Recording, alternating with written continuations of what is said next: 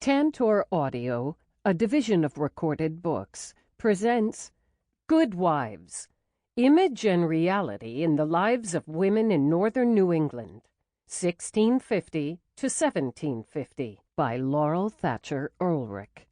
Narrated by Susan Ericksen.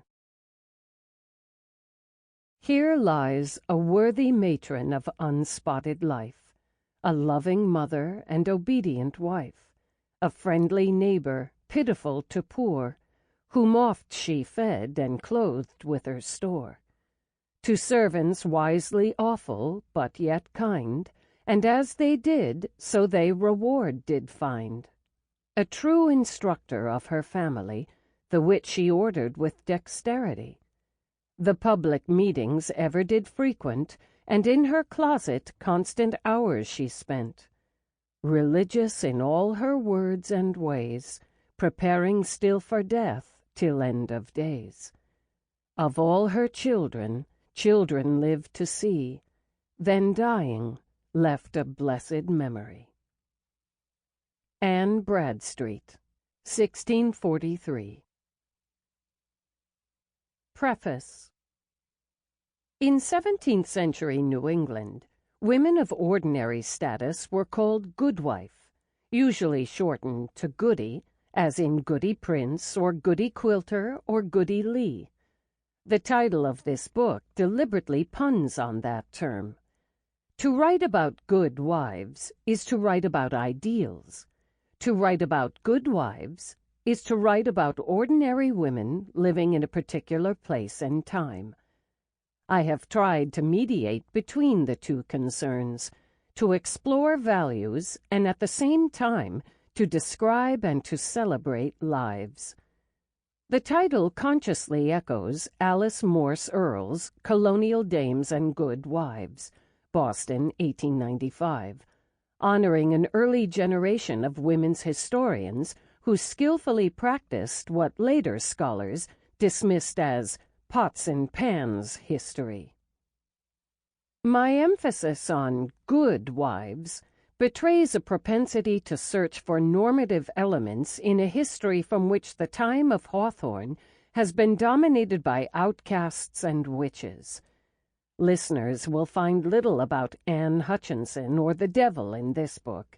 They will find much about housekeeping, childbearing, and ordinary church-going, about small conflicts experienced by forgotten women, and about little triumphs that history has not recorded. Good Wives is a study in role definition, an extended description constructed from a series of vignettes. In organization and intent, it is a little like those elongated samplers worked by young women in 17th century England and America. Unlike 18th and 19th century samplers, which were made to be framed and hung on a wall, these first samplers were true patterns, one band of embroidery added to another, each incomplete in itself, but capable of transfer and elaboration on a larger ground. In the best of samplers, and I hope in this book, the appeal of the whole lies in the aggregate texture of the associated parts.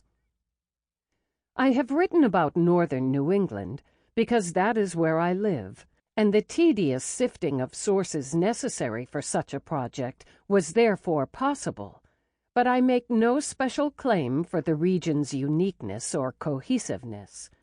I suspect that much of what I have discovered can be found elsewhere. Good Wives describes a diverse and changing world, but its major objective is neither to elaborate nor to explain change, but to delineate certain broad patterns within which change occurred. I offer it as a collection of ensamples, a parade of exemplary lives which, if not constructed in quite the medieval sense, have something of the same intent, to entertain and to instruct the listener. I owe a special debt to Charles E. Clark, whose seminar on the historical writing of early America, which I took when a graduate student in English, reinforced my growing interest in history and who first suggested what seemed at the time an awesome change in direction. I am pleased in having had him as my mentor. I am also fortunate in having had the guidance of Derrit Rootman, also of the University of New Hampshire. He has been a rigorous critic and an equally generous friend.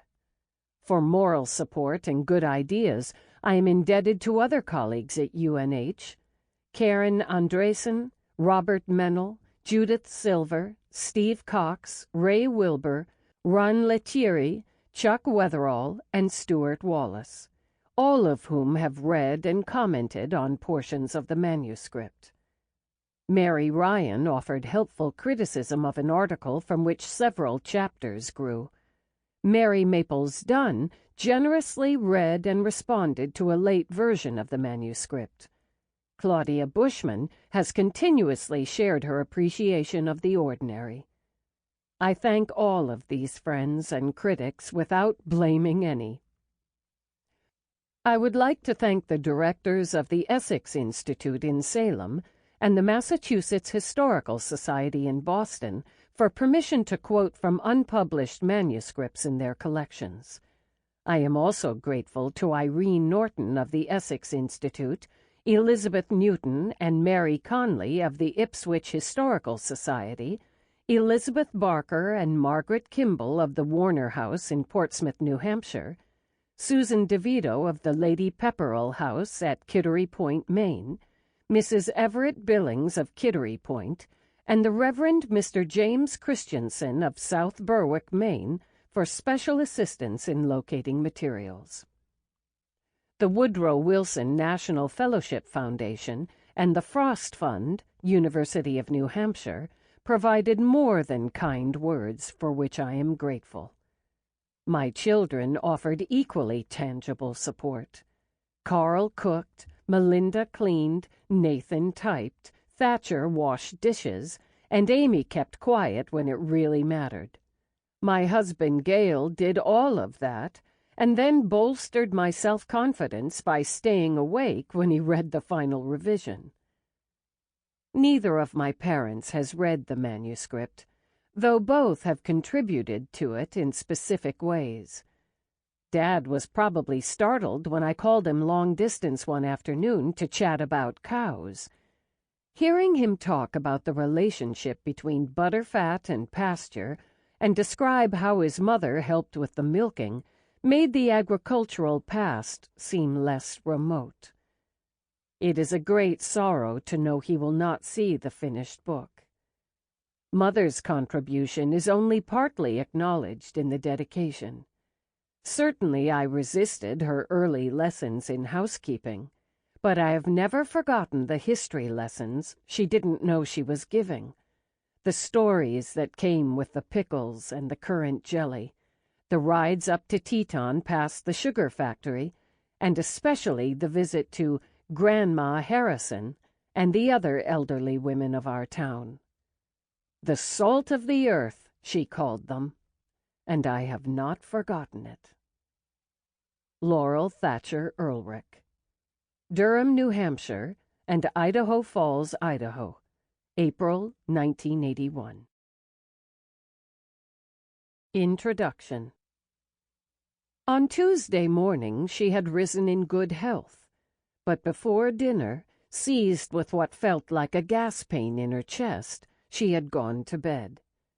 By noon of the next day, when the doctor arrived, she was in agony. Though his cordials eased the pain, she continued to languish. 7 days later, on December 27th, 1643, at 6 o'clock in the morning, Dorothy Dudley died. She had been a good wife, obedient to her husband, loving to her children, kind to her neighbors, dutiful to her servants, and, as her daughter Anne Bradstreet expressed it, religious in all her words and ways. When Thomas Dudley sat down to write the news of her death to another daughter, Mercy Woodbridge, he confessed himself melted with sorrow. Yet he was composed enough to reiterate this same list of qualities in a long passage. Sample complete. Ready to continue?